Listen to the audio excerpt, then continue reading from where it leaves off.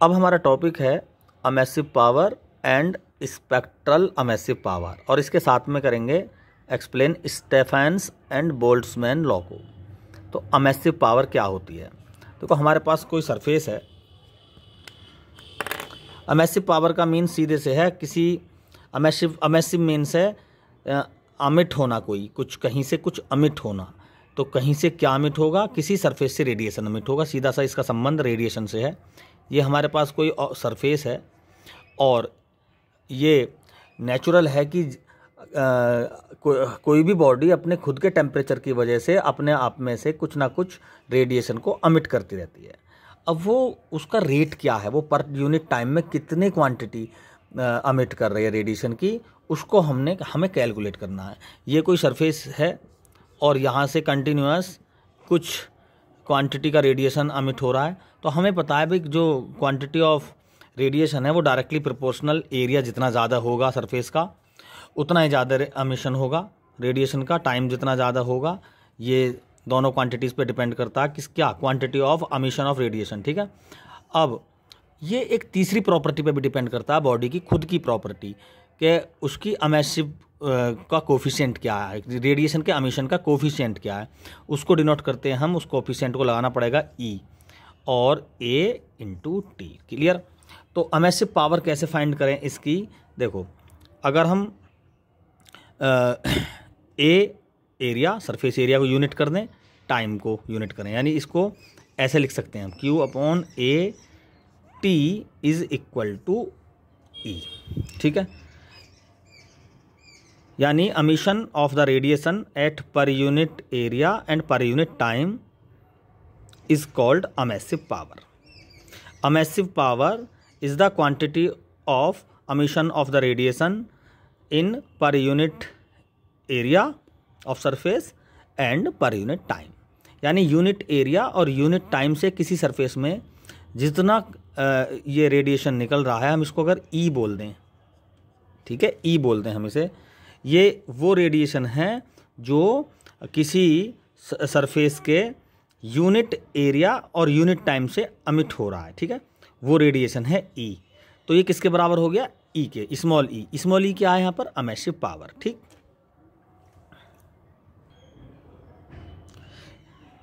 इसमें आगे scientist Stephen ने क्या बताया कि भाई ये जो एनर्जी है, जो एमिसिव एनर्जी है, ये बॉडी के टेम्परेचर पे भी डिपेंड करेगी। यानी जो E है, जो एमिसिव एनर्जी है E, जो पर unit area per unit time से अमिट हुई किसी बॉडी की सरफेस से, वो किस पर डिपेंड करेगी? वो E यानी उसके एमिसिव पावर के साथ साथ वो किस पर डिपेंड करेगी? वो टेम्परेचर की पावर 4 पर डिपेंड करेगी, ठीक है। बॉडी से के पर unit area per unit time से अमिट होने वाली एनर्जी वो एब्सोल्यूट टेम्परेचर की 4th पावर के डायरेक्टली प्रोपोर्शनल होगी, जहाँ पर E क्या है? E है emissive power of the surface of body, ठीक। अब यहाँ से हम साइंटिस्ट स्टीफन ने अपना एक कांस्टेंट दिया जिसको हम स्टीफन कांस्टेंट बोलते हैं, ये दिया। तो ये है स्टीफन कांस्टेंट, क्लियर। तो E is equal to sigma E emissive power into T की पावर 4। तो E की जो वैल्यू है, देखो ये तो किसी भी सरफेस के लिए है E, ठीक है, और E की वैल्यू ब्लैक बॉडीज़ के लिए मैक्सिमम होती है क्योंकि वो हर तरह की वेवलेंथ को अमिट करती हैं, एब्जॉर्व करती हैं। तो ब्लैक बॉडी के लिए E की वैल्यू मैक्सिमम हो जाती है और इसको हम 1 ले लेते हैं, ठीक है, 1 ले लेते हैं। तो for black bodies, for black body के लिए क्या हो जाएगा? E ये एमिसिव पावर तो 1 होगी इसकी, बोलो, ये E की वैल्यू तो 1 हो गई, तो E is equal to sigma T की पावर 4, क्लियर। तो यहाँ से ये सिग्मा क्या है? स्टीफन कांस्टेंट है। इसकी वैल्यू क्या है? 5.6 into 10 to power -8 joule per second metre square kelvin की पावर 4, इसकी यूनिट हो जाएगी। जूल पर सेकंड को वाट भी लिख सकते हैं हम, क्योंकि यूनिट सेकंड में कितनी एनर्जी एमिट हुई, तो इसकी यूनिट हो जाएगी वाट पर मीटर स्क्वायर इंटू केल्विन की पावर 4। क्लियर। अब साथ में हम बात करेंगे भाई, ये एमिसिव पावर की बात की हमने, यूनिट टाइम यूनिट एरिया से जितना एमिशन रेडिएशन होता है, और साथ में स्टीफन बोल्ट्जमैन रूल जो बताया कि भाई जो यूनिट एरिया यूनिट टाइम में रेडिएशन एमिट हुआ वो टेम्परेचर पे भी डिपेंड करेगा। साथ के साथ जैसे जैसे टेम्परेचर बढ़ाएंगे तो बॉडी से जो एनर्जी है वो ज़्यादा रेडिएट होगी, वो किस रेशो में होगी, टेम्परेचर की पावर 4 पर डिपेंड करेगी। ठीक है। और ई ये रहेगा ही, लेकिन ये E1 कब हो जाएगा, जब ब्लैक बॉडी होगी। तो ब्लैक बॉडी के केस में E को ले लिया हमने 1, तो फॉर्मूला बन गया E = सिग्मा T4। सिग्मा, ये फॉर्मूला ब्लैक बॉडीज़ के लिए है। क्वेश्चन आता है क्या स्टीफेंस लॉ किसी भी बॉडी के लिए एप्लीकेबल है, तो यस, ये किसी भी बॉडी के लिए एप्लीकेबल है। लेकिन ये जो E की वैल्यू है एमिसिव पावर, यहाँ पर इसकी वैल्यू को चेंज करेगी।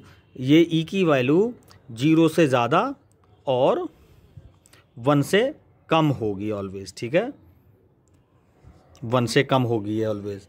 तो 1 तो केवल किसके लिए होगी, ब्लैक बॉडीज़ के लिए। अब इसमें एक टर्म और आ रही है स्पेक्ट्रल एमिसिव पावर। तो यहाँ पे देखें जरा स्पेक्ट्रल एमिसिव पावर को कैसे एक्सप्लेन करें।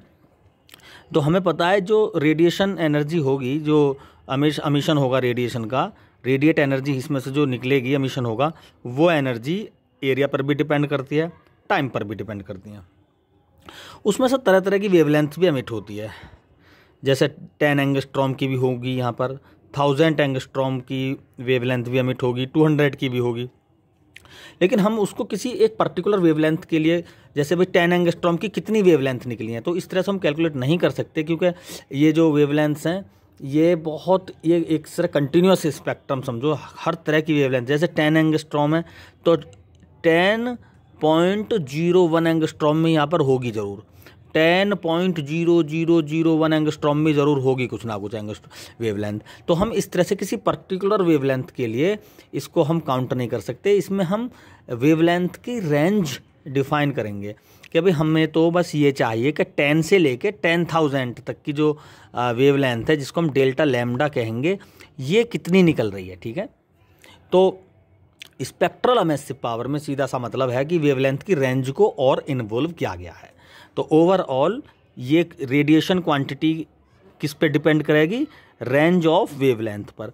हम रेंज छोटी लेंगे तो क्वांटिटी कम रह जाएगी, रेंज ज़्यादा होगी, डेल्टा लैम्डा की वैल्यू ज़्यादा होगी तो क्यू की वैल्यू भी ज़्यादा होगी। तो ओवरऑल ये किस पे डिपेंड कर गया, एमिशन रेडिएशन, जो एमिशन है रेडिएशन का, ये क्वांटिटी किस पे डिपेंड कर रही है, डेल्टा लैम्डा, यानी इस रेंज पे भी डिपेंड कर रही है।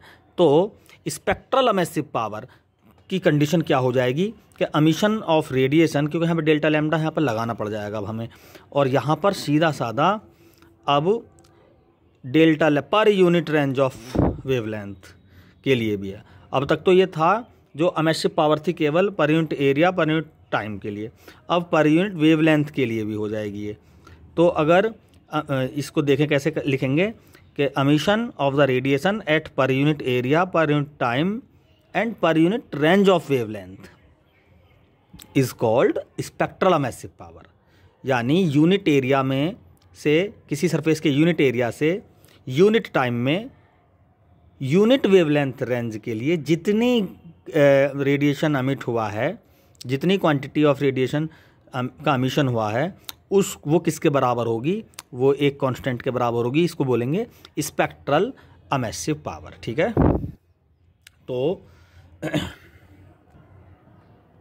तो यदि हमारे पास यूनिट टाइम और पर यूनिट एरिया से निकलने वाली कुछ एनर्जी स्मॉल क्यू है, तो है ना, तो वो अगर है ना, ये है एनर्जी पर यूनिट एरिया और पर यूनिट टाइम से निकली, तो डेल्टा लैम्डा तो अभी भी बचा ना इसमें, और ये है ई लैम्डा। क्लियर। तो एमिशन ऑफ एनर्जी क्या हो जाएगा स्पेक्ट्रल एमिसिव पावर की टर्म में, ई लैम्डा डेल्टा लैम्डा। ये वो क्वांटिटी ऑफ रेडिएशन है क्यू, जो एक फिक्स वेवलेंथ रेंज में मेजर की गई है।